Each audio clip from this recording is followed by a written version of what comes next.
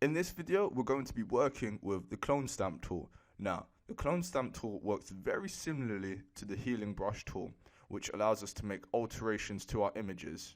And it's literally this tool just here, and if we right click, we can also use S on our keyboard to select it. Okay, so from here, firstly, we want to make a new layer, and we want to ensure for our sample that either current and below or all layers is selected, rather than just current layer. That way we're working with either all of our layers or the layers that are current and also below. So in this case, if we select current and below, okay, great. And just to show you, in fact, if we go to our options here, for example, as you can see, we've got 11% for our hardness, and if I was just to increase the size of our clone stamp tool, and from here, if we just select a source area, so if we hold Alt and we click this area, for example, and now if I was to go over this area, as you can see, the hardness is pretty faint. And just as a comparison, this time around, if we was to increase it, as you can see, it's much more solid now. So again, this is just something to bear in mind here.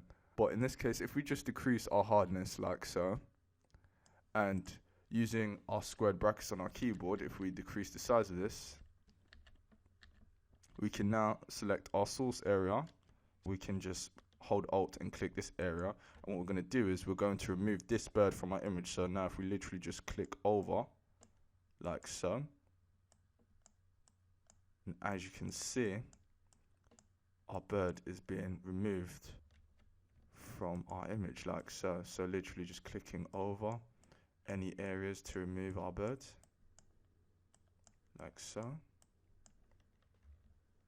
And again, if we just create another source area around here with Alt, and now if we just click over any parts we want to remove, and now, as you can see, our bird has been removed from our image.